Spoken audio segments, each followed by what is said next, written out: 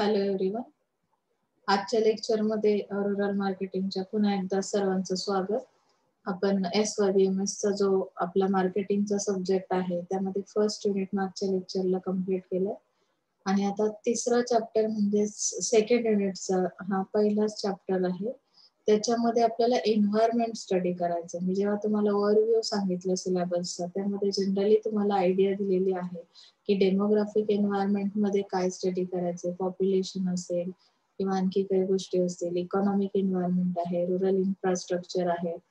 तर अशा पद्धतीने आपल्याला हे इंट्रोडक्शन एन्व्हायरमेंट म्हणजे नक्की काय, तर आपल्याला हा पार्ट ह्या चॅप्टर मध्ये स्टडी करायचा. बरेचसे पार्ट्स असे आहेत की आता सेकंड युनिट मध्ये तुम्हाला सिलेबस मध्ये इंडेक्स मध्ये दिसेल की जो अर्बन कस्टमर आणि रुरल कस्टमरचा जो काही डिफरन्स आहे तो आपण फर्स्ट चॅप्टर मध्ये स्टडी केला. त्याचं कारण बुक मध्ये सिक्वेन्स थोडासा खालीवर झालाय, पण तुम्ही जे पॉइंट्स होत आहेत ते नोट डाऊन करत चालायचे, ज्याच्यामुळे तुमच्या लक्षात येईल की आपले सिलेबसचे पॉइंट कशा पद्धतीने कव्हर होत आहेत. ओके, त्यामुळे आता आपण इंट्रोडक्शन वर जाऊया.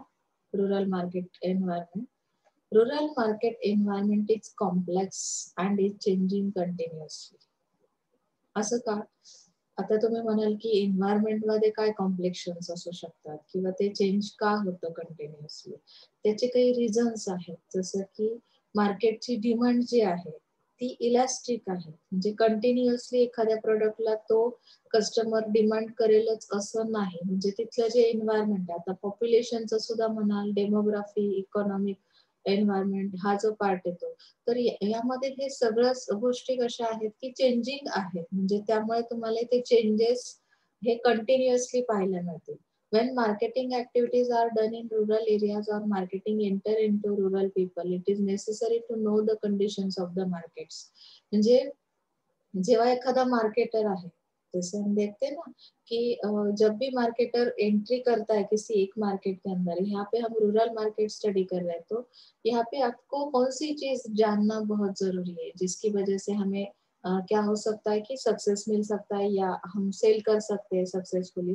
तो यहाँ पे जो कंडीशंस है, कंडीशंस यानी कि उसका एनवायरमेंट जानना बहुत जरूरी है. An overview of environment in India shows wide expense of the market, enormity of the growth of population and density of living, low literacy, multiplicity of languages. जसं मी सांगितलं की डायलेक्ट ज्या आहेत त्या डिफरंट आहेत. बोली भाषा जी म्हणतो रुरल मार्केटची की अगदी काही किलोमीटरवर ती भाषा बदलत जाते. मग अशा केसमध्ये मार्केटरला ते चॅलेंजिंग असतं की एकाच लँग्वेज मध्ये बनवलेली ऍडव्हर्टाईज सगळ्याच ठिकाणी तुम्हाला यूज करून चालत नाही, म्हणजे तिथे एफर्ट्स घ्यावे लागतात. यामध्ये तुम्हाला आणखी एक गोष्ट मेन्शन केलेली आहे की अनएम्प्लॉयमेंट आणि अंडर एम्प्लॉयमेंट. आता अनएम्प्लॉयमेंट आणि अंडर एम्प्लॉयमेंट मध्ये काय होतं की ऍग्रिकल्चरल बेस आहे रुरल मार्केटचा. मग त्यामुळे बऱ्याचदा आपल्याला इथे काय होतं, अनएम्प्लॉयमेंट म्हणजे बेरोजगारी पाहायला मिळते. मग त्यामुळे त्या मार्केटची ग्रोथ किंवा तिथले जे कस्टमर आहे स्लो ग्रोथ आहे, लो परचेसिंग पॉवर आहे. परचेसिंग पॉवर लो असणं म्हणजे काय की खूप एक्सपेन्सिव्ह प्रोडक्ट्स त्या मार्केटमध्ये तुम्ही सेल करू शकणार नाही, बरोबर. त्यानंतर आहे की स्टँडर्ड ऑफ लिव्हिंग पण कसं आहे त्यांचं लो आहे, म्हणजे फार अशा त्यांच्या गरजा नाहीये. जर तुम्ही रोज उठून शेतावर कामाला जाताय तर तुम्हाला गरज काय कॉस्मेटिक्सची, म्हणजे इथे काय झालं की स्टँडर्ड ऑफ लिव्हिंग त्यांच्या ज्या पद्धतीचं काम तुम्ही करताय त्या पद्धतीनेच ते मेंटेन करतात, त्यामुळे इथे तुम्हाला डिमांड फार आढळत नाही. In political plans prevalence of marketing malpractices, the advent of green revolution and technological revolution, exodus from rural to urban areas and synthetic mix of heterogeneous social, industrial and ethical forces affect the attitudinal or and behavioral pattern of rural people. आता generally त्यांचं एक जर observation केलं की political plans म्हणजे काय की political गव्हर्नमेंटच्या काही पॉलिसीज आहेत किंवा गव्हर्नमेंट काय करतं, ग्रीन रिव्होल्युशन सारखे प्रोजेक्ट्स ग्रीन मॅनेजमेंट सारखे राबवले जातात किंवा काही पॉलिसीजच्या थ्रू तुम्हाला जसं लोन फॅसिलिटी आहे, म्हणजे एम्प्लॉयमेंट मिळवून देण्यासाठी, रोजगार मिळवून देण्यासाठी काही बिझनेससाठी लोन्स दिले जातात. टेक्नॉलॉजिकल रिव्होल्युशन म्हणजे काय की टेक्नॉलॉजी जशा पद्धतीने डेव्हलप होते त्या पद्धतीने त्याचा इम्पॅक्ट ही सगळ्याच एरियावर जाणवतो. मग अशा केसमध्ये तुम्हाला काय होतं की त्याचा अफेक्ट हा रुरल पीपलवर होतोय म्हणजे 100% होतोय. आता तुम्ही जर तुमचं स्वतःचं ऑब्झर्वेशन केलं तर आता आपणही फार काही अर्बन एरियामध्ये नाही आहोत. आपण मिक्स आहे, म्हणजे अगदी आपण अर्बनही नाही म्हणू शकत किंवा रुरलही नाही, पण आपण अर्बन एरियाशी फुल्ली कनेक्टेड आहोत. म्हणजे मुंबईशी तुमचं कनेक्शन आहे. मग त्यामुळे तिथे जे काही लाईफस्टाईल आहे किंवा तिथली जी टेक्नॉलॉजी आहे त्याचा इम्पॅक्ट आपल्यावरही होतो. आणि आता तर तुम्ही जे ऑनलाईन एज्युकेशन घेता त्यात टोटली तुम्हाला टेक्नॉलॉजीची हेल्प मिळते. म्हणजे रुरल पीपलच्या ज्या कंडिशन्स आहेत त्या जाणून घेतल्या की मग आपल्याला एन्व्हायरमेंट स्टडी करणं फार अवघड जात नाही. आता तुम्हाला जनरली डेमोग्राफिक एन्व्हायरमेंट त्यामध्ये त्यांनी पॉप्युलेशन दिली बघा इथे, की इंडियाची गव्हर्नमेंट कशा पद्धतीने, म्हणजे त्यांनी सर्वे केल्यानंतर काय आढळतंय, तर हा चार्ट दिसतोय इंडियामध्ये कशा पद्धतीने पर्सेंटेज मध्ये कसं इन्क्रीज होत गेलं, किंवा रुरल एरियाची पॉप्युलेशन किती आहे, 2001 मध्ये किती होती, 2011 ला किती झाली, त्याचं पर्सेंटेज किती होतं. म्हणजे अशा पद्धतीने आपल्याला काय होतं की करोर मध्ये सुद्धा त्यांनी दिलेलं आहे ते पर्सेंटेज. यामध्ये अर्बन एरियाचा चार्ट जर पाहिलं तर पॉप्युलेशन खूप कमी आहे as compared to rural area. म्हणजे तुमचा सगळ्यात जास्त कस्टमर कुठे अवेलेबल आहे तुम्हाला, रुरल एरियामध्ये. मग रुरल एरियामध्ये एक अपॉर्च्युनिटी आहे मार्केटर्सला, की जिथे ते काय करू शकतात, बिझनेस वाढवू शकतात किंवा तिथे बिझनेस जर त्यांचा सक्सेस झाला तर जास्तीत जास्त प्रॉफिट तिथे मिळू शकतं. पण जर हे एन्व्हायरमेंट असं असेल तर ते डेव्हलप कसं करता येईल ह्याचा आपण विचार करणं खूप गरजेचं आहे. जसं की आता इथे आपण बघू शकतोय, the rate of increase in rural population is also greater than that of urban population, and the rural population is scattered in over 6 lakh villages. म्हणजे आता तुम्हाला जर रुरल पॉप्युलेशनचा स्टडी करायचंय किंवा त्यांना टार्गेट करायचंय, त्यांच्यामध्ये ते अवेअरनेस आणायचंय की आपले प्रोडक्ट्स त्यांना माहिती झाले पाहिजे, पण इथे प्रॉब्लेम काय येतो की जनरली ही स्कॅटर्ड पॉप्युलेशन आहे, म्हणजे एका जागेवर नाहीये, खूप विखुरलेली आहे. जैसे हम सोचते ना कि अभी एक अगर हम अर्बन एरिया का सोचते, एक मुंबई शहर को अगर हमने टारगेट किया तो वहां पे एक साथ आपको एक सिमिलर लाइफस्टाइल वाली पॉपुलेशन मिलेगी, तो लेकिन ऐसा रूरल मार्केट में नहीं है. Contrast this with rural population numbers of China, comparable market for India, one can find that the rural population decreased from 80 crore people to 65 crore people in the same time period of 2001 to 2011. यहाँ पे आप ये chart देख सकते हैं. Okay, म्हणजे इथे काय आहे की चायनाशी कम्पेअर केलं तर चायनामध्ये काय आहे, तर चायनाची कंडिशन काय आहे, रुरल पॉप्युलेशन ही डिक्रीज झालेली आहे. 80 crore peoples to 65 crore peoples, म्हणजे अशा पद्धतीने हा रेट कमी झालेला आहे. तर ऑक्युपेशन पॅटर्न मध्ये काय दिलंय की ऑक्युपेशन म्हणजे काय की तुम्ही कुठल्या प्रोफेशन मध्ये काम करताय. रुरल एरियाचा जर विचार केला तर the main occupation for vast majority of rural population is agriculture. Okay, आता अलाइड ऍक्टिव्हिटीज म्हणजे काय की त्याच्याशी रिलेटेड ऍक्टिव्हिटीज मध्ये हे लोक बिझी आहेत. म्हणजे त्यांचं ऑक्युपेशन काय आहे की सपोज ते दुधाचा व्यवसाय करते, तसं बरोबर ना, गायी वगैरे पाळतात, शेळ्या असतील किंवा मेंढ्या असतील, म्हणजे ऍग्रिकल्चरवर डिपेंड जे काही व्यवसाय आहेत ते व्यवसाय ते करतात. म्हणजे त्यांची ऑक्युपेशन पॅटर्न आपल्या लक्षात येतो. About 40% of the rural workers on or lease land, म्हणजे स्वतःची मालकीची अशी जमीन असणारे किती जण आहेत. कल्टिवेटेड फॉर देअर लाईव्हलीहूड, म्हणजे स्वतःच्या शेत जमिनीवरच ते राबतात आणि त्याच्यावर त्यांची लाईफस्टाईल सुरू असते. Another 35% are dependent on these cultivators, दुसऱ्याच्या शेतात जाऊन काम करणारे काही आहेत, म्हणजे लेबर म्हणून काम करतात. तस total of 75% of rural workers and their families solely depend upon land for their living. म्हणजे पूर्णपणे शेत जमिनीवर डिपेंड असणारे लोक किती आहेत, 75% असं ऑक्युपेशन आहे. There are others engaged in running petty shops, itinerant merchants, and a small minority of salary earners like teachers, health workers, and village level officials. म्हणजे विलेज मध्ये जे काही ऑफिसेस आहेत, मग ग्रामपंचायत असेल किंवा आणखी काही शॉप्स असतील, हेल्थ वर्कर म्हणजे हेल्थ सेंटर मध्ये काम करणारे कर्मचारी असतील, तर असा काही ग्रुप जो आहे तो अशा याच्यावर त्यांचा उदरनिर्वाह सुरू राहतो. मग ऑक्युपेशन पॅटर्न नुसार जर तुम्ही स्टडी केला तर त्यांची इन्कम लेवल कशी आहे, इन्कम लेवल ही खूप लो असणार आहे. How the on the other hand if weather is unfavourable, आता जसं की वेदर इज अनफेवरेबल का सांगितलंय की हवामान जसं आता बदलतं, आपण म्हणतो यावर्षी खूप जास्त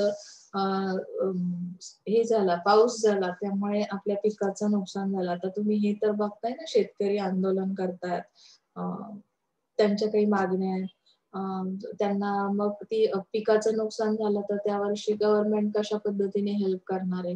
तर ह्या सगळ्या केसेसमध्ये काय की अनफेवरेबल कंडिशन्स असतील तर काही त्यांना पूर परिस्थितीमुळे किंवा कधी कमी पाऊस झाल्यामुळे बऱ्याचदा नुकसान सोसावं लागतं आणि त्यामुळे त्यांचं सुसाईड करण्याचं प्रमाण खूप जास्त आहे.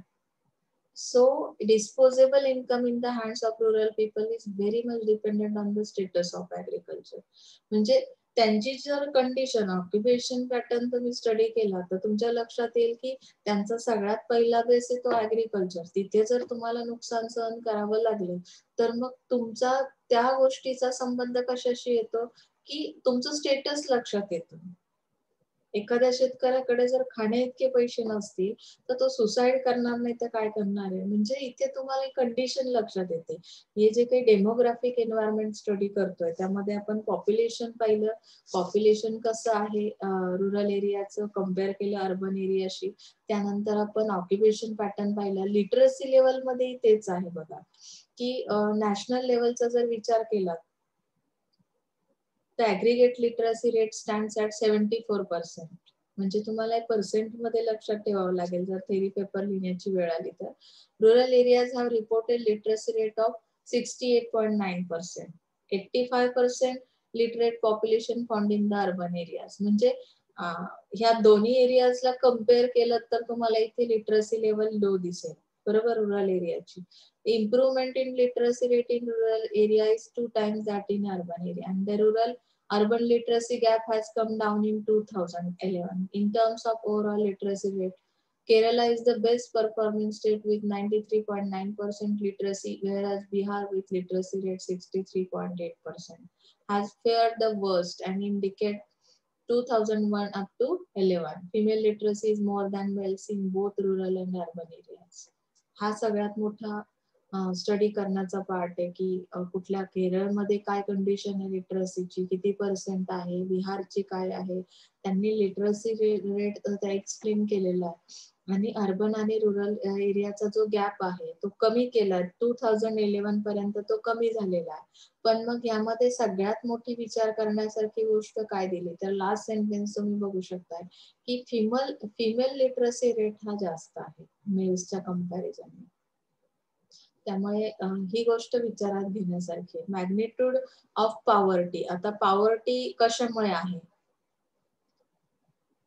Over 60% of the total population is above the poverty line, and in actual terms it turns out to be a large number. म्हणजे आता इथे पॉवर्टी असणारच आहे, पण प्रत्येक स्टेट मध्ये जी पॉवर्टी लेवल आहे ती डिफरंट आहे असंही त्यांनी सांगितले. It varies significantly from one state to another and formulating strategies for the rural market for ranking generalization. म्हणजे रिजनल व्हेरिएशन्स असल्या कारणामुळे इथे आपण कन्फर्म फिगर नाही सांगू शकत आहेत की पॉवर्टी लेवल म्हणजे रुरल एरिया पूर्णपणे टोटली पॉवर्टी म्हणजे अंडर डेव्हलप याच्यामध्येच येतो असं नाही सांगू शकणार, बरोबर. फॅमिली लाईफ सायकल कसं आहे इथलं की सपोज तुम्ही आता बघताय household life cycles are determined by changes in household level demography due to fertility, mortality and migration. आता यामध्ये जसं की सुपीकता आपण ज्याला म्हणतो किंवा मायग्रेशन, स्थलांतर होण्याचं प्रमाण कसं आहे, तर आपण मॉर्टॅलिटी रेट कसा आहे, मृत्यूचं प्रमाण कसं आहे, त्यानुसार आपल्याला ही फॅमिली लाईफ सायकल स्टडी करायची. Extremely young age at marriage in the village accentuates the couple's dependence on the joint household. म्हणजे जॉईंट फॅमिलीवर जास्त फोकस आहे. आता हे मी तुम्हाला वेगळं सांगायला नको, फार मी डीप का जात नाही कारण आपण सगळे त्याच फेज मधून जातोय. आपण रुरल एरियामध्येच आहोत बऱ्यापैकी, त्यामुळे तुम्हाला याचं नॉलेज आहे की जॉईंट फॅमिलीमध्ये कशा पद्धतीने त्यांचं लाईफ सायकल कशी चालते, किंवा ऑर्फन्स किंवा विडोज. आता यामध्ये तुम्हाला ज्या काही विधवा आहेत, म्हणजे ज्यांचे हजबंड एक्सपायर झालेले आहेत, तर ते कशावर, म्हणजे अनाथ मुलं आहेत ते कोणावर डिपेंड राहतात, किंवा मग विडोज कोणावर, dependent children. This again demonstrate the importance of a larger kinship group in providing the stability and continuity the nuclear family lacks. म्हणजे काही ग्रुप्स असे आहेत की तिथे न्यूक्लिअर फॅमिली तुम्हाला दिसत नाही. त्याचं कारण काय आहे? Despite high fertility, the average size of the nuclear family at its maximum, mother is 45 years old, is only 5.39, including the parents. Parents मध्ये सिच्युएशन कशी आहे की 45 इयर्सचे पॅरेंट्स मॅक्झिमम आहेत, mothers. Evidence is presented to show that the probability of death for any member of family is contingent on the survival of other members. म्हणजे इथे काय की आकस्मिक असं जर कोणी फॅमिली मेंबर गेला तर त्याची बाकीच्यांची जबाबदारी दुसऱ्या मेंबरवर जाते. मग यामध्ये मॉर्टॅलिटी ऑफ विडोज, म्हणजे जे काही ज्यांचे हजबंड एक्सपायर झालेत अशा लोकांचं, स्त्रियांचं मृत्यूचं प्रमाण किती आहे? Widowers and orphans is much higher than that of general population. म्हणजे कोणत्या लोकांची पॉप्युलेशन सगळ्यात जास्त आहे, किंवा जॉईंट फॅमिलीमध्ये कुठल्या टाईपचे लोक असतात. एखाद्याचा मृत्यू आकस्मिक झाला तर बाकीची फॅमिली दुसऱ्या कुठल्या तरी मेंबरवर डिपेंड करते. म्हणजे अशा पद्धतीची ही फॅमिली लाईफ सायकल आहे, बरोबर.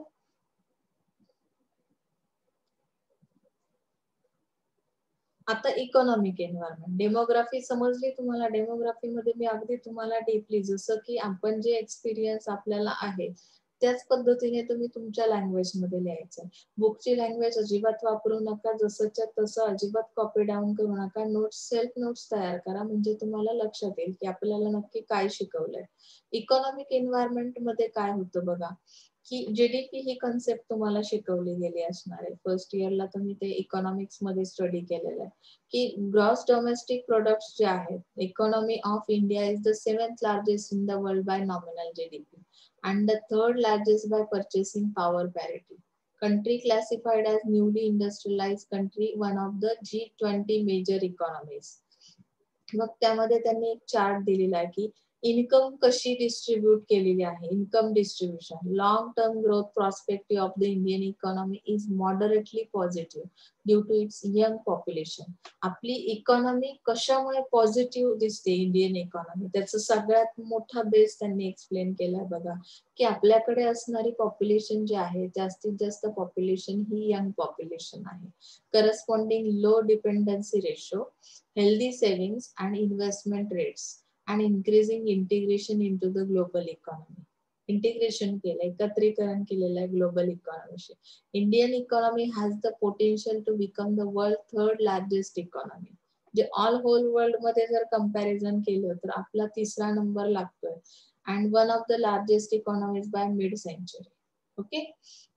आता ऍग्रिकल्चरल अँड अलाइड ऍक्टिव्हिटीज किती प्रपोर्शन, इन्कम सोर्स कसा आहे त्यांचा, की 75% इथे आहे ऍग्रिकल्चर किंवा त्या रिलेटेड ज्या ऍक्टिव्हिटीज आहेत. हाऊस होल्ड इंडस्ट्रीज ज्या आहेत त्या 9%, अदर जे काही त्यांचे बिझनेस आहेत, छोटे मोठे शॉप्स आहेत 60%. म्हणजे टोटल रुरल इन्कम कशा पद्धतीने डिस्ट्रीब्यूट केलेली आहे.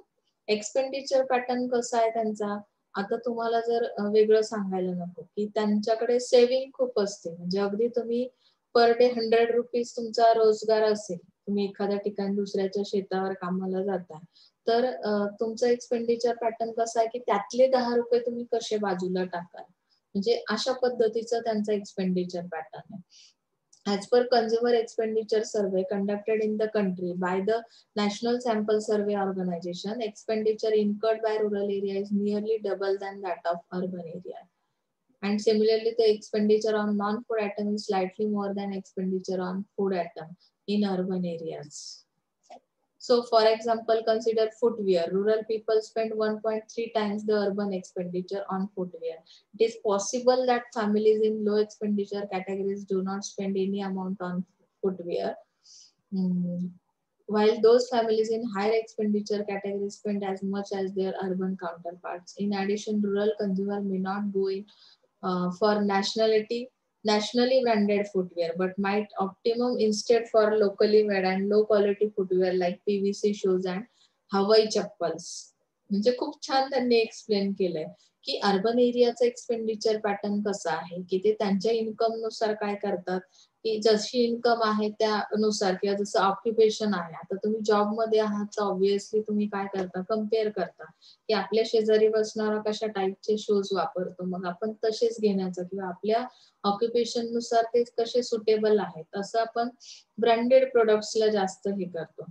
पण तेच जर तुम्ही अर्बन एरियामध्ये रुरल एरियामध्ये गेला तर काय आहे की त्यांचा एक्सपेंडिचर पॅटर्न कसा आहे की फार म्हणजे लो प्राइसेसचे प्रोडक्ट्स ते यूज करतात किंवा low quality products. Low price म्हणजे काय की लो क्वालिटी, म्हणजे अगदी साधे सिंपल जे ब्रँड आहेत मार्केटमध्ये ते त्याला प्रेफरन्स देतील. आता यामध्ये तुम्हाला आणखी एक गोष्ट मेन्शन केली, it is significant to note that the rural population as a whole incurs more expenditure on medical requirements as compared to urban population. मेडिकलवर खर्च करतात म्हणजे आरोग्यासाठी, कारण तिथे आजारपण वगैरे हा प्रकार जास्त तुम्हाला बघायला मिळतो. कुठलाही आजार पहिल्यांदा येतो ते. It is interesting to know that there was no difference between rural urban population regarding dependence on institutional and non institutional medical treatment. जे फार तिथे डिफरन्स करता येत नाही, रुरल एरिया असेल किंवा अर्बन एरिया असेल. पहिली प्रायोरिटी जाते ती हेल्थ रिलेटेड, की हेल्थवर तुम्ही किती खर्च करणार आहात, तर त्यामध्ये फार डिफरन्स तुम्हाला सापडत नाही. आता यामध्ये demand for durable goods in urban areas may be for very sophisticated and superior quality goods like automobiles, washing machine, quartz watches, color television, while in rural areas bicycle, mopeds, electrical goods, hand woven watches, black and white television are in demand. The demand in rural areas is for cheaper and long lasting products. फार काळ टिकले पाहिजे आणि कमी price असणारे products ते काय करतात, परचेस करतात. म्हणजे असा त्यांचा एक्सपेंडिचर पॅटर्न आहे, खर्च करण्याची पद्धत आहे. ओके, पुढचा पार्ट येतो त्यामध्ये इकॉनॉमिक एन्व्हायरमेंट मध्ये कन्झम्पशन पॅटर्न. आता इलेक्ट्रॉनिक सुविधा थोड्याफार आल्यात, म्हणजे इलेक्ट्रिसिटीचे प्रॉब्लेम्स कमी झालेत, त्यामुळे रुरल इलेक्ट्रिफिकेशनचा इम्पॅक्ट काय झाला की रेफ्रिजरेटर सारखे जे काही प्रोडक्ट्स आहेत ते सुद्धा त्याची डिमांड करतात रुरल एरियामध्ये. पण हा जो त्यांचा कन्झम्पशन पॅटर्न चेंज होतोय, तर अर्बन एरियाशी कम्पेअर करता आता बऱ्यापैकी रुरल एरियामध्येही लोक चांगले प्रोडक्ट्स घ्यायला डिमांड करतात. मग यामध्ये त्यांनी काय एक्सप्लेन केलंय, rural India provides large and attractive investment opportunity for private companies. इथे जास्त प्रायव्हेट कंपनीज चालतात. आणि मोस्टली त्यांनी लास्ट सेंटेन्स बघा, increasing literacy and disposable income growth is the other reason for their increasing consumption. Consumption pattern change का झाला, कारण की आता हल्ली लिटरसी लेवल पण इन्क्रीज होते. रुरल एरियामध्ये लोक शिक्षित झालेले आहेत, ज्यांना वाचता लिहिता येतं असे खूप लोक आहेत. मग ते क्वालिटी वगैरे क्वालिटी कॉन्शियस झालेले आहेत, म्हणजे जेणेकरून चांगले प्रोडक्ट्स कुठले आहेत, आपल्यासाठी युजफुल असे कुठले प्रोडक्ट्स आहेत, त्यामुळे ते एक्सपेन्सिव्ह प्रोडक्ट पण घेतात. त्यांची इन्कम लेवल पण थोडीशी इन्क्रीज झालेली आहे. ओके, लोकेशन चा इम्पॅक्ट काय होतो बघूया आपण. आता लोकेशन मध्ये बघा, तुम्हाला in states with adequate irrigation facilities and fertile lands the concentration of population is more as compared to states with low irrigation facilities and lack of arable land. म्हणजे इथे गव्हर्नमेंट कशा पद्धतीच्या फॅसिलिटीज प्रोव्हाइड करते, geographical area कुठला आहे, पॉप्युलेशनच्या गरजा काय आहेत, नीड्स ऑफ अर्बन पॉप्युलेशन. जसं आपण one of deterrent for the marketers to exploit the rural market potential and it has been the vastness of area to be covered and the location of the population. आता हे cover करणं का कठीण आहे मार्केटर्ससाठी. मी सुरुवातीला सांगितलं की स्कॅटर्ड पॉप्युलेशन आहे रुरल एरियामध्ये, त्यामुळे ऍट ए टाइम सगळ्यांना कव्हर करणं हार्ड आहे जर कम्पेअर केलं अर्बन एरियाशी. जसं मी मुंबईचं एक्झाम्पल दिलं की at A time large population तुम्ही एका शहराला टार्गेट केलं तरी सुद्धा होऊ शकते, पण रुरल एरियाचं असं असणार नाही. म्हणजे इथं सांगितलं even the rural population is nearly 3 times the urban population, their places of location are still several times greater. Locations खूप आहेत, प्रत्येक लोकेशनला त्या तुमची डायलेक्ट्स, बोली भाषा, लँग्वेजेस चेंज होत जातात आणि त्यानुसार तुम्हाला काय करावं लागतं की ऍज अ मार्केटर प्रोव्हिजन्स करायला लागतात. म्हणजे अशा पद्धतीने लोकेशन आहे इकॉनॉमिक एन्व्हायरमेंट.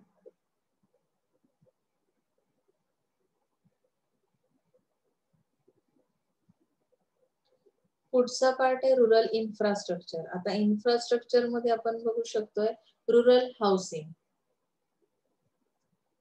आता इथली घरं कशी आहे, have ownership of the property compared to a figure of 71.5% in urban areas. Home ownership trend has remained more or less stable over the last 4 decades. म्हणजे स्वतःची घरं आहेत का, तर मोर ऑर लेस असं सांगितलंय. Rural housing has been marginalise both in wider policy discussion as well as within the debate on rural issues. Rural housing needs are generally subordinated to urban housing needs in policy priority. With incomes generally lower than the urban area and seasonal unemployment, many households find it difficult to gain ownership of homes. आता इथे पूर्ण base agriculture आहे, unemployment आहे, म्हणजे स्वतःच घर असणारी लोक पॉप्युलेशन खूप कमी आहे. पण आता गव्हर्नमेंटने जी काही घरकुल सिस्टीम आणली, काही पॉलिसी, काही योजना आहेत गव्हर्नमेंटच्या, त्यामुळे बऱ्यापैकी लोकांना घरं मिळण्याचं प्रमाण वाढतंय. This has implication for social sustainability of rural communities. Younger people to the urban areas in search of jobs. बरेचशी लोक खेड्याकडून आता काय करतात, शहराकडे जॉबसाठी जात आहेत. म्हणजे यंगर वन्स जे आहेत की अगदी तुम्ही सुद्धा BMS पास आउट झाला, पुढे MBA केलं किंवा नाही केलं तरी सुद्धा तुम्ही मुंबईकडे जास्त वळतात. आपली मुलं मुंबई पुण्यामध्ये जॉबसाठी जातात. तसंच रुरल एरियाचं सुद्धा आहे. रुरल हाऊसिंग मध्ये प्रत्येक घरातून एक व्यक्ती ही शहराकडे धाव घेते. Although the government has undertaken many one of initiative to promote rural housing. आता रुरल इलेक्ट्रिफिकेशन कसं आहे, तुम्ही म्हणाल पुअर आहे. बऱ्याचदा आम्हाला नेटवर्कमुळे लेक्चर्स अटेंड करता येत नाहीत. तर इलेक्ट्रिफिकेशनचा विचार केला तर village electrification with 100% house hold electrification was fix for 2009. 2009 पर्यंत प्रत्येक घरामध्ये वीज आलेली आहे, इलेक्ट्रिसिटी आलेली आहे. However, as on 31st August 2013, 5.4% of India's villages are yet to be electrified. Census of India 2011 indicates that close to 43.2% of India rural household continue to depend on kerosene for lighting. तुम्हाला रॉकेल माहितीये, रॉकेलचा प्रकार अजूनही आहे काही खेड्यांमध्ये. अगदी गेलात तर कंदील वगैरे त्याच्यावर चालतात. तुमच्या छोट्या चिमणी हा प्रकार आहे, तो पण चालतो. म्हणजे लाईटसाठी ते केरोसिनवर डिपेंड आहेत काही घरं जी आहेत. म्हणजे इलेक्ट्रिसिटी जरी एवढे पर्सेंट तुम्हाला सांगितलं की 2009 पर्यंत 100% झाले असं आपण म्हणतोय, पण अशी काही घरं आहेत की जिथे आजही केरोसिनवर ते डिपेंड आहेत लाइटिंगसाठी. Village is deemed electrified if 10% of all household of the village has electricity access and if electricity provided to public spaces such as school, panchayat officer, health center, community center and dispensaries. जे rural एरियामध्ये जे काही school आहे, शाळा, college किंवा panchayat officers म्हणजे ग्रामपंचायत वगैरे अशा ठिकाणी सुद्धा आहेत. म्हणजे कम्युनिटी सेंटर्स आहे, डिस्पेन्सरीज आहे, तिथे सुद्धा तुम्हाला इलेक्ट्रिफिकेशन झालेलं आढळेल. आता पुढचा पार्ट येतो त्यामध्ये इन्फ्रास्ट्रक्चर मध्ये हाऊसिंग, इलेक्ट्रिफिकेशन, त्यानंतर रोड्स. आता रोड मध्ये आपण बघू शकतोय की India has a road network of over 4,689. हे बरेच किलोमीटर आहेत. तुम्हाला हे किलोमीटर 2013 मध्ये हा जो रोड नेटवर्कचा स्टडी केलेला होता त्यामध्ये एवढे किलोमीटर रोड्स आहेत. Second largest road network in the world. आपलं जे काही नेटवर्क आहे रुरल मार्केटचं, तर त्यामध्ये त्यांनी सांगितलंय की हा आपला ऑल होल वर्ल्ड मध्ये सेकंड लार्जेस्ट रोडचा नेटवर्क आहे. Quantitative density of India's road network is similar to that of the United States and far higher than that of China. म्हणजे चायनाशी कम्पेअर केलंय किंवा युनायटेड स्टेट्स सोबत कम्पेअर केलं तर आपले road network हे कशा सिमिलर आहेत म्हणजे किंवा चायनापेक्षा हायर असं नेटवर्क आपल्याकडे. In the year 2000 around 40% of the villages in India lack all weather access roads and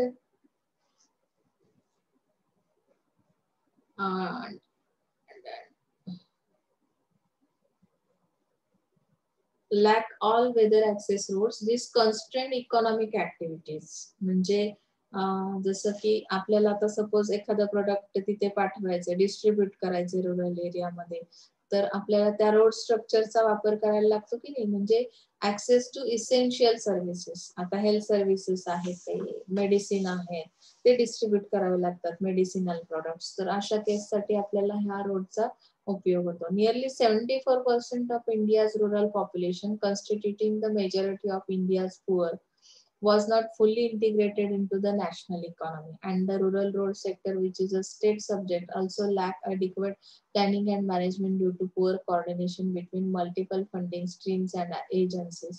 जे लोक हे प्रोजेक्ट घेतात ना रुरल एरियामध्ये रोड बनवणं किंवा काय मल्टिपल फंडिंग स्ट्रीम्स किंवा जे काही मॅनेजमेंट केलं जातं ते कसं आहे म्हणजे फार प्रॉपर मॅनेजमेंट नाहीये इथे. त्याच्यामुळे रोडवर जी काही रोडच्या स्ट्रक्चरवर रोड नेटवर्क साठी जी काही इन्व्हेस्टमेंट केली जाते तर ती फार उपयोगाची राहत नाही. कारण त्यांची प्रॉपर प्लॅनिंग नसल्यामुळे तुम्ही बघता नाही पाऊस झाला की गेला आपला रस्ता, पुन्हा आपल्याला तिथून गाडी सायकल घेऊन जाणं फार महाग होतं. इथे तुम्हाला investing in rural roads was given low priority and view in isolation from the needs for state and national highways. एक तर हे रस्ते कनेक्टेड नाही नॅशनल हायवेला वगैरे. इंटरनल स्ट्रक्चर जे ते पण फार कॉन्शियसली केलं जात नाही. प्रॉपर प्लॅनिंग नसतं, प्रॉपर मॅनेजमेंट नसतं. त्यामुळे याची दुरावस्था आहे. नेटवर्क खूप मोठं आहे किंवा ऑल होल वर्ल्ड मध्ये आपण सेकंड रँकवर जरी असू तरी सुद्धा आपल्या रस्त्यांची अवस्था तशी दुरावस्था आहे. कम्युनिकेशन कसं आहे बघा. The effectiveness of rural marketing communication to a large extent is influenced by the media habits of the rural consumer.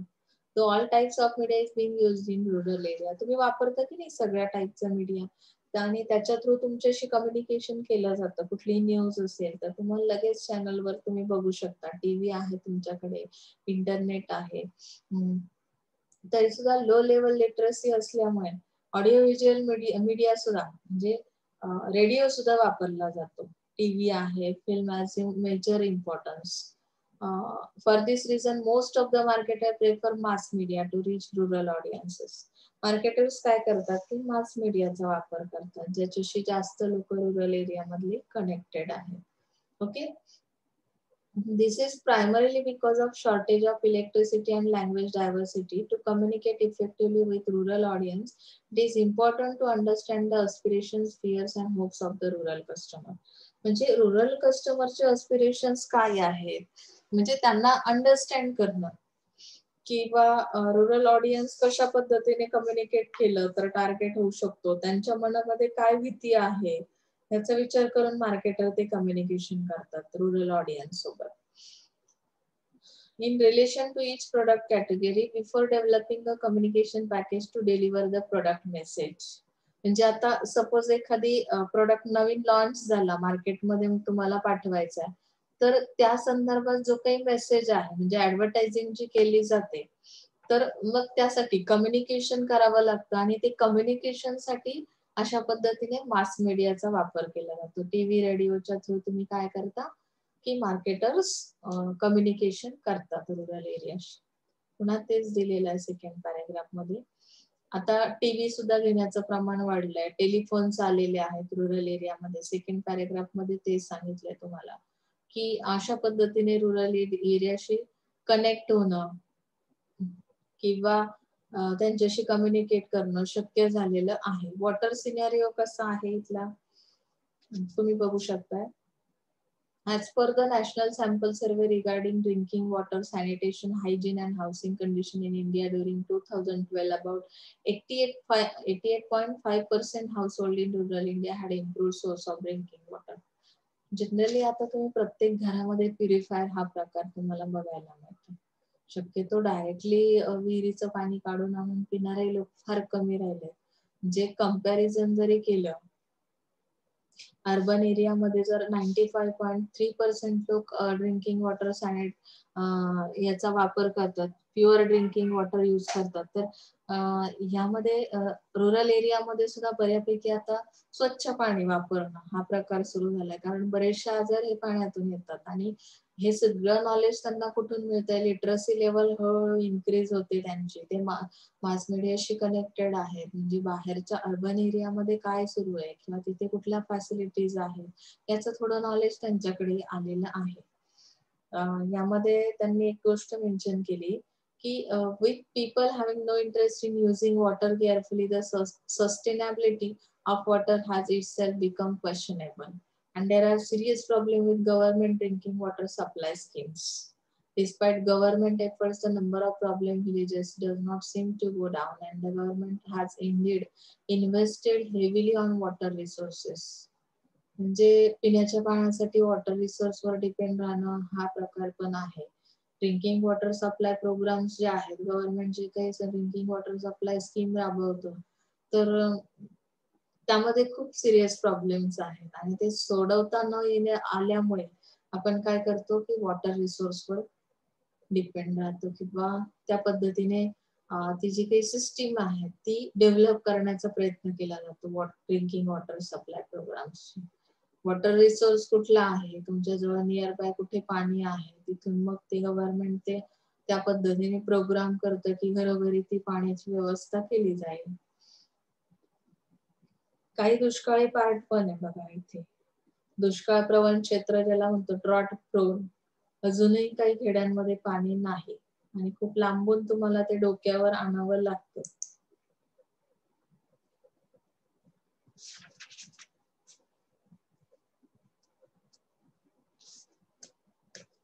आता हा जो चॅप्टर आहे तुमचा एन्व्हायरमेंटचा तो संपलेला आहे. इथे त्यांनी डेमोग्राफिक एन्व्हायरमेंट वर फक्त क्वेश्चन दिलाय. तुम्ही आणखी इकॉनॉमिक एन्व्हायरमेंट वगैरे पण एक्सप्लेन करू शकता. त्याच्या पुढचा जो चॅप्टर आहे तो तुमचा 4th चॅप्टर, यामध्ये दिलाय बघा इकॉनॉमिक एन्व्हायरमेंट वर दिलाय, रुरल इन्फ्रास्ट्रक्चर वर एक क्वेश्चन दिलेला आहे. तुम्ही हे क्वेश्चन सॉल्व्ह करताना सेल्फ स्वतःच्या लँग्वेज मध्ये लिहायचे. ओके, म्हणजे इथे हा चॅप्टर संपतोय आपला आणि पुढचा चॅप्टर जो आहे कन्झ्युमर बिहेवियर तुम्ही बघू शकता.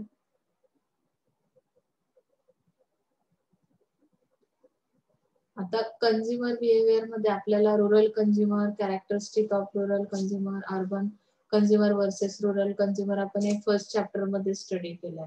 Rural consumer behaviour process, factors affecting rural consumer behaviour आपण जरासा यातला स्टडी करणार आहोत आज. समजतंय तुम्हाला? मी अगदी तुमच्याशी बोलते त्या पद्धतीने एक्सप्लेन केलंय, कारण की बुकची लँग्वेज जर बघितली तर तुम्हाला खूप हार्ड वाटेल, पण अगदी तुमच्या ओळखीचा असा टॉपिक आहे हा. आता रुरल कन्झ्युमर मध्ये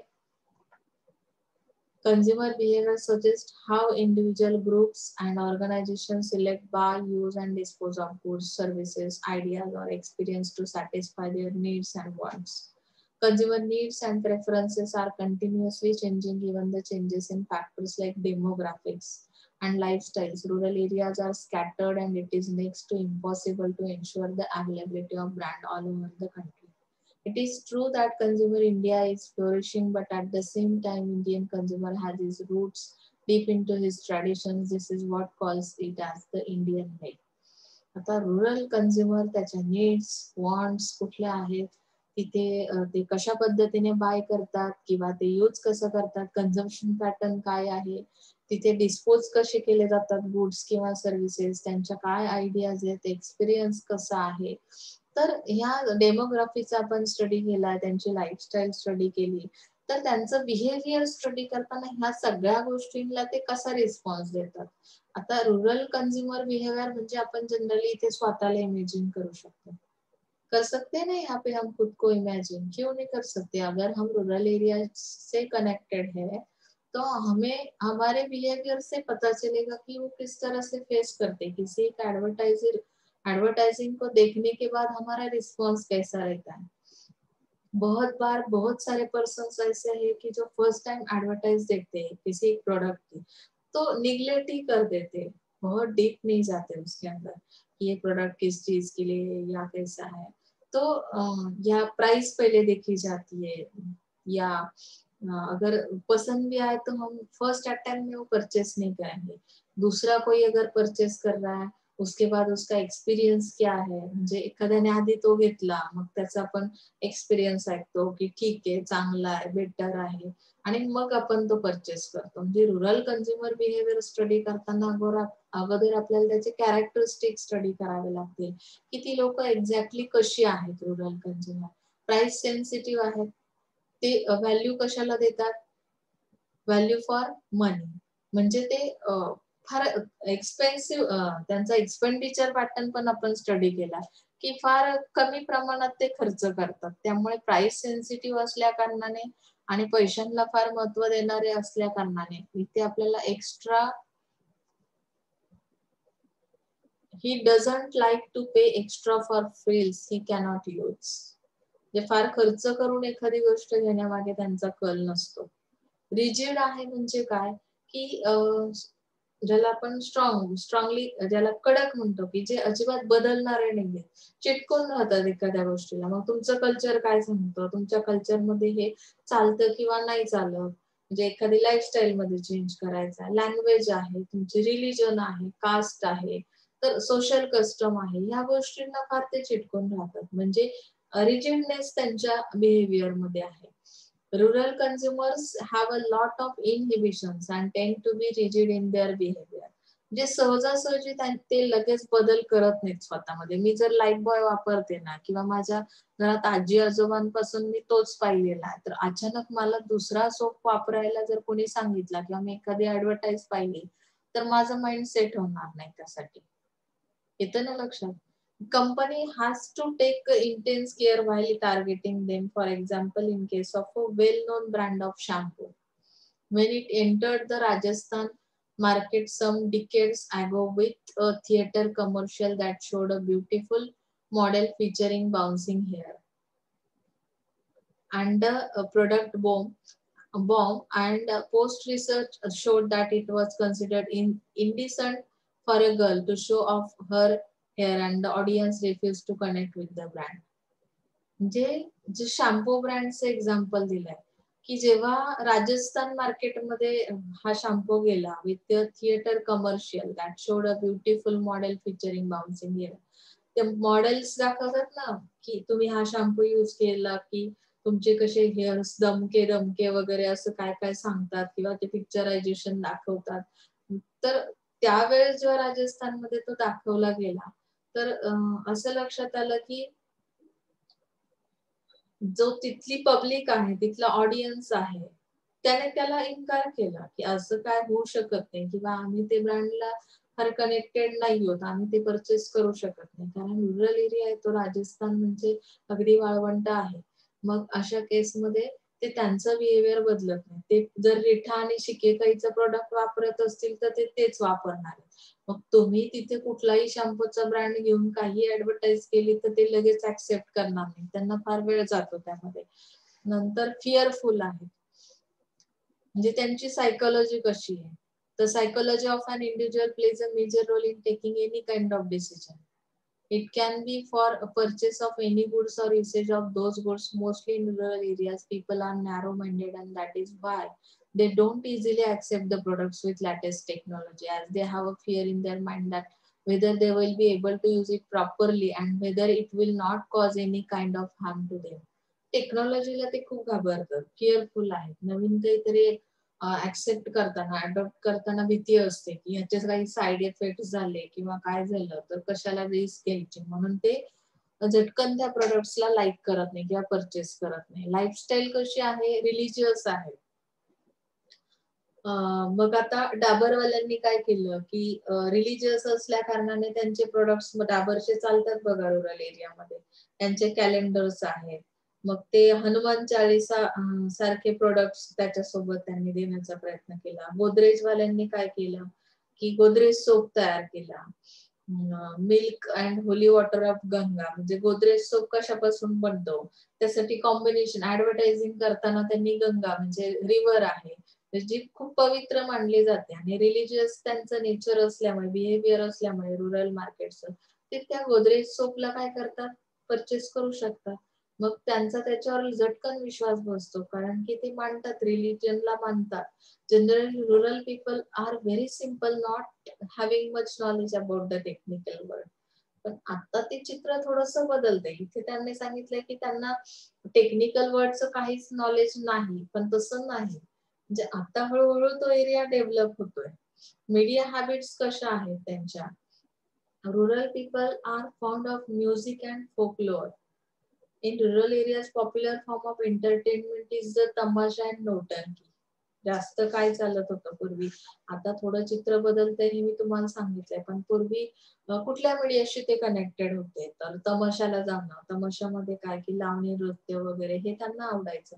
नौटंकी केली जायची ती त्यांना आवडायची. मग रेडिओ किंवा टेलिव्हिजन हाही पार्ट, व्हिडिओ फिल्म्स पण तिथे दाखवल्या जात होत्या. म्हणजे अशा पद्धतीने ते कनेक्टेड होते. म्हणजे कॅरेक्टरिस्टिक्स मध्ये आपण ह्या गोष्टी बघतो. शॉपिंग हॅबिट कशी आहे की ते कलर आणि सिम्बॉल त्यांना कळतात. म्हणजे निरमा इज नोन ॲज पिला powder and Surf as the Neela powder.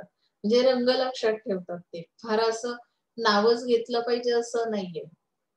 किंवा सिम्बॉल असतो काहीतरी किंवा त्याचा टच कसा आहे, फील कसा आहे याच्यानुसार ते काय करतात की टच केल्यानंतर सॅटिस्फॅक्शन मिळत असेल तरी सुद्धा ते घेतात. सॉफ्टनेस कसा आहे. Rural consumer also prefer small और medium package like Britannia Tiger biscuit, Chik shampoo sachet for ₹1 and small Coke for ₹5. म्हणजे स्मॉल सॅचेट मध्ये, स्मॉल पॅकिंग मध्ये जे काही मटेरियल अवेलेबल असतं, त्यांनी ब्रिटानिया टायगर बिस्किटचं एक्झाम्पल दिलंय, चिक शॅम्पूचं दिलंय, काही सॅचेट तर अगदी ₹1 पण मिळतात शॅम्पूचे सुद्धा. मग त्यामुळे ते त्या जास्त शॉपिंग हॅबिट्स त्यांच्या तशा आहेत. सेव्हिंग हॅबिट कशी आहे? तर the commercial banks and the cooperative have been marketing the saving habit in the rural areas. Saving करतात ते. म्हणजे आरडी खातं उघडणं, कोऑपरेटिव्ह काही बँक्स आहेत किंवा कमर्शियल बँक्स आहेत. तर त्याच्यामध्ये सेव्हिंग करण्यावर त्यांचा भर आहे. रोजच्या रोज मी जसं सांगितलं ₹100 कमाई असेल तर ₹10 ते बाजूला टाकतात. Today nearly 70% of rural households are saving a part of their income. And buying decisions मध्ये काय दिलंय की रेफरन्स ग्रुपचा त्यांच्यावर फार इम्पॅक्ट असतो. जसं की primary health workers, doctors, teachers, panchayat members, गावातले पोलीस पाटील आहेत किंवा ग्रामसेवक आहेत, डॉक्टर आहेत. तर ते कशा पद्धतीचे प्रोडक्ट्स वापरतात, मग आपणही त्यातला प्रोडक्ट यूज करूया का, असं ते रेफरन्स ग्रुपचा वापर करतात. मी सांगितलं ना, दुसरं कोणीतरी घेतलं की मग त्याचा इन्फ्लुएन्स होतो. त्यामध्ये village trader or the grocer, commonly called Baniya or Mahajan, are an important influencer in the decision making of rural consumer. Buying power and decision is influenced by the age and life cycle stage of the buyer. Buying power कशी आहे? तुमचं age कसं आहे, त्या एजला काय suitable आहे, तसाच ते किंवा त्या टाईपचेच प्रोडक्ट्स ते घेतात. फार असं वेगळं काही करण्याचा त्यांचा मानस नसतो. Generally in rural areas males play a dominant role in taking buying decision.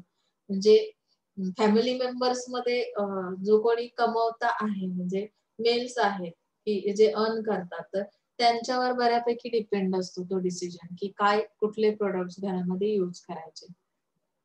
Financial position कशी आहे त्यावरून पर्चेसिंग पॉवर येते किंवा सिग्निफिकंट ट्रेड्स कसे आहेत, त्यांचा सेन्स कसा आहे, स्टँडर्ड ऑफ लिव्हिंग कसं आहे, कॅपिटल इन्कम कशी आहे, लो लिटरसी लेवल आहे का, तर त्यानुसार हे कॅरेक्टरिस्टिक आहे. इन्फॉर्मेशन ते सर्च करतात.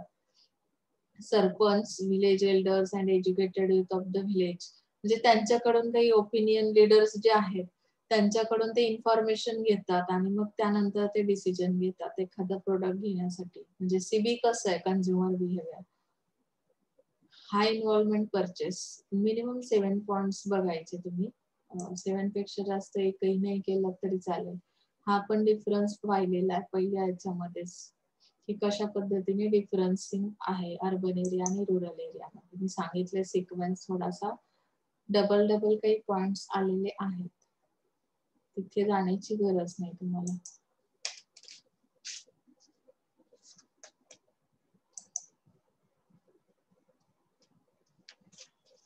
आय थिंक हा चॅप्टर इथे संपलेला आहे. त्यावर characteristic rural consumer versus urban consumer, process of rural consumer behaviour I think आपलं राहिलं आहे. एक मिनिट.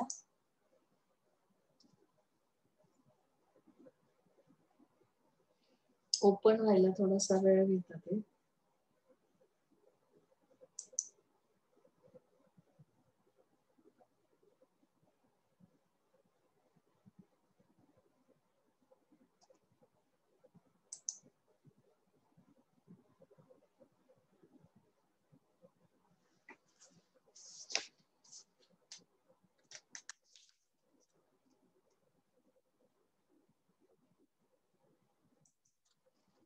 रुरल कंझ्युमर बिहेवियर याची जी प्रोसेस आहे, प्रोसेस बघूया आपण कशा पद्धतीने होते. म्हणजे जे सीबी आहे ते कसं रेडी होतं किंवा त्यामध्ये काय काय केलं जातं. प्रॉब्लेम रिकॉग्निशन, अगोदर प्रॉब्लेम शोधला जातो, मग त्याच्याशी रिलेटेड इन्फॉर्मेशन सर्च केले जाते, इव्हॅल्युएशन केलं जातं. 2-3 प्रकारचा डेटा तुमच्याकडे आला तर त्यातून कुठला घ्यायचा हे आपण इव्हॅल्युएशन करून काढतो. परचेस डिसिजन, परचेस केल्यानंतर पोस्ट परचेस बिहेवियर, जर तुम्ही इथे सॅटिस्फाईड झालात तरच तुम्ही रिपीट अगेन रिपर्चेसिंग होणार आहे. आपण आता त्याचं डीपली डिस्क्रिप्शन बघूया ह्या प्रोसेसचं. नीड रिकॉग्निशन, आता जो रुरल कंझ्युमर आहे first recognises his needs and accordingly thinks of purchasing the product. आपण सीबी स्टडी करतोय की नाही, मग कंझ्युमर बिहेवियरची प्रोसेस कशी होते, म्हणजे फायनल प्रोडक्ट परचेस करेपर्यंत सुरुवात कशी होते. तर आधी मला ते गरजेचं आहे का घेणं. आता सपोज तुम्हाला ऑनलाईन एज्युकेशन सुरू झालं, मग तुमची गरज पहिली प्रायोरिटी काय झाली, तुमच्याकडे एखादा लॅपटॉप एखादा पीसी असणं गरजेचं आहे किंवा मोबाईल असणं विथ इंटरनेट. मग ती गरज तयार झाली की मग तुम्ही काय करता, त्याच्यावर विचार करता. This is the first step in the simple decision making model. For instance, farmer in a rural area wants to purchase a color television. म्हणजे कलर टेलिव्हिजन घ्यायचा तर फार्मर जे आहेत त्यांनी सुरुवातीला काय केलं, नीड म्हणजे त्यांची गरज काय आहे ते ओळखलं. इन्फॉर्मेशन सर्च केली म्हणजे काय, pre-purchase search is of two types, namely internal search using one's memory and external search which involves getting more information from friends and relatives. म्हणजे कंपॅरिझन पण करतात, तुमच्या फ्रेंड्सने घेतलंय मग पुन्हा कंपॅरिझन कशामध्ये, शॉपिंग कशी केली, पब्लिक मॉल मध्ये केली का, कुठल्या रिटेलर कडे होलसेलर कडे घेतलाय, मग त्याची प्राइस मध्ये कसा डिफरन्स आहे, अशा टाइपची इन्फॉर्मेशन सर्च केली जाते. आणि त्यातून एक buyer successful information search leaves a buyer with possible alternatives, and here the farmer may go to nearby city and visit a showroom and has a multiple products. जे खूप सारे ब्रँड आहेत एकाच प्रोडक्ट मध्ये, मग त्यातून एखादा कुठला तरी अल्टरनेटिव्ह चूज केला जातो इन्फॉर्मेशन घेतल्यानंतर. आणि नंतर ते शॉपिंग मॉलला वगैरे शोरूमला काय करतात, व्हिजिट देतात. इव्हॅल्युएशन कसं करतात, farmer may look for products of Videocon, Onida, LG that are available with the dealers and finally select one of them. म्हणजे 2-3 त्यांनी काय केले की टीव्ही सपोज घ्यायचा तर मग त्यामध्ये किती टाईपचे टीव्ही आहे त्यातला एखादं मॉडेल ते चूज करणार, बरोबर ना. Also marketers try to influence the buyer by framing alternatives. ते सगळ्याचे फीचर्स सांगतात, जे डीलर आहेत ना, मार्केटर्स आहेत, ते सगळे फीचर्स सांगून झाल्यावर मग इव्हॅल्युएशन करून तुम्ही ठरवता. रुरल मार्केट मधला कस्टमर ठरवतो की मला ह्यातलं कुठलं बेस्ट किंवा पॉसिबल आहे घेणं. परचेस डिसिजन घेताना कसा घेतला जातो, this is the action that results in the purchase of the product from among available alternatives. Customer may plan to purchase a specific product that suits his needs and is within his budget. म्हणजे तुमच्या बजेटमध्ये तुम्ही एक budget ठरवलेलं असतं, TV घ्यायचा तर मी किती खर्च करू शकतो आणि मग त्यानुसार तुम्ही काय करता ते प्रॉडक्ट परचेस करता. This includes product package, store, method of purchase among other things. Farmer may plan to go for LG Sampoorna colour television, Sampoorna colour television as it has a vernacular on screen display.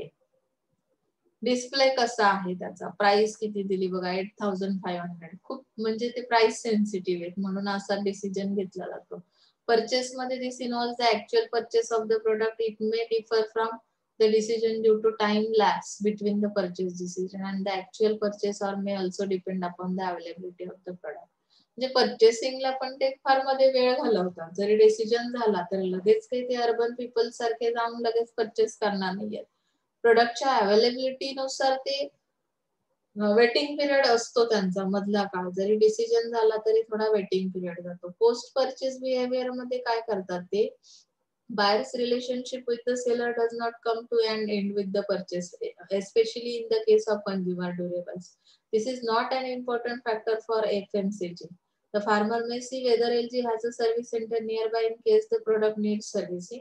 It is found that the main elements studied for analyzing rural consumer decision-making process are media exposure, purchase aspects, behavior of the consumer towards price, quality relations, credit, and influence of the retailer. म्हणजे जी काही नंतरची service आहे, आता TV घेतला तर रिपेअरिंगला कुठे गेला पाहिजे, मग तो जवळ नियर बाय ती फॅसिलिटी आहे का, मग तुम्हाला कशा पद्धतीने सर्व्हिस दिली जाते, मेंटेनन्सची जी सर्व्हिस आहे किंवा आफ्टर सेलिंग सर्व्हिसेस ज्या आहेत त्या कशा पद्धतीने एलजी वाले सर्व्हिस सेंटर कसं देतो, त्यावर पोस्ट परचेस बिहेवियर असतं की तुम्ही दुसऱ्या कोणाला सजेस्ट करता की ठीक आहे यांची सर्व्हिस बेस्ट आहे मग तुम्ही इथे घेऊ शकता. आलं लक्षात. फॅक्टर्स कुठले अफेक्ट करतात रुरल कंझ्युमर बिहेवियरवर, तर ते तो एक पॉइंट आपला यामधला रिमेनिंग आहे. Environment of the consumer. आता बाईंगचा जो डिसिजन आहे तो घेताना एन्व्हायरमेंट ऑफ द कंझ्युमर म्हणजे काय की कस्टमर कुठे राहतो, consumer is living lives the impact on his thinking. For example, availability of electricity in the area will affect the demand for various consumer durables like washing machine and refrigerator. इलेक्ट्रिसिटीच नाहीये near by प्लेसला, त्या तुम्ही राहत नाहीयेत तर कशाला तुम्ही ते products घ्याल. म्हणजे एन्व्हायरमेंटचा ते विचार करतात आणि मग ते घेतात. म्हणजे हा एक फॅक्टर एन्व्हायरमेंट इन्फ्लुएन्स करतो तुमच्या सीबीवर. इन्फ्लुएन्स ऑफ जिओग्राफिक लोकेशन, यामध्ये काय सांगितलं, how much are the rural areas located near the urban areas, how many of them are employed in industry so that they are at least aware about the latest technology. म्हणजे तुम्ही कुठल्या लोकेशनला राहताय, तुमचं geographic location काय आहे, तुम्ही जर मुंबईशी कनेक्टेड आहात, मुंबई जवळ आहे, तर तिथल्या टेक्नॉलॉजीचा इम्पॅक्ट, लेटेस्ट टेक्नॉलॉजी मुंबईत जी आली त्याचं तुम्हाला अवेअरनेस तरी असतं, मग तुम्ही परचेसचा डिसिजन घेता. फॅमिली कशी आहे, फॅमिली साईज किती, फॅमिली मेंबर्स किती आहेत, आणि मग यामध्ये rural areas there is a concept of joint family so the buying decision of the product is taken collectively. म्हणजे आता तुमच्या मनामध्ये जरी असेल तरी पूर्ण फॅमिलीने त्याला सपोर्ट केला तरच एखादा प्रोडक्ट घरामध्ये येतो. बाकीचे फॅमिली मेंबर्स काय विचार करतात याचा इम्पॅक्ट 100% परचेस डिसिजनवर होतो. एकच हेड असतो फॅमिलीमध्ये ज्याच्या हातामध्ये डिसिजन्स असतात, म्हणजे कुठलेही डिसिजन घ्यायचे, नवीन वस्तू घ्यायची घरामध्ये तर हेड तो घेतो. इन्कम ऑफ द कंझ्युमर्स, तुमची इन्कम किती आहे त्यानुसार रुरल एरियामध्ये. आता यांनी दिलंय also in rural areas maximum people are involved in agriculture as their main occupation and majority of them live below the poverty line where they need to think twice before spending. म्हणजे मी तुम्हाला income पॅटर्नही सांगितलाय त्यांचा, agriculture base आहे, बऱ्याचदा unemployment face करावी लागते, मग त्यामुळे स्पेंडिंग पॅटर्न पण कमीच असणार आहे, लो असणार आहे. प्लेस ऑफ परचेस, आता यामध्ये सांगितलं buying decision of rural consumer also varies depending on the place of purchase. That is they buy their requirements from different outlets like some of them prefer to buy from rural shopkeepers. म्हणजे ते एकाच ठिकाणी purchasing करत नाहीत, काही लोक shopkeeper कडे जातील. Some prefer to buy from nearby towns और cities. Some of them may prefer to visit fairs for choosing a product. and etc. Maximum times rural people prefer to buy from herds as they get better quality, variety and low price under one place. काही लोक बाजारात पण घेतात. Pairs किंवा exhibitions जिथे आहेत तिथे जाऊन घेण्याचं प्रमाण आहे. काही लोक शहरात जातात. जसं तुम्ही आता काही जर नवीन ड्रेस वगैरे घ्यायचं झालं तर तुम्ही खेड मार्केटमध्ये जात नाही. काही लोक चिपळूणला जातात, काही मुंबईत जातात. तसं आहे की प्लेस चेंज होत जाते.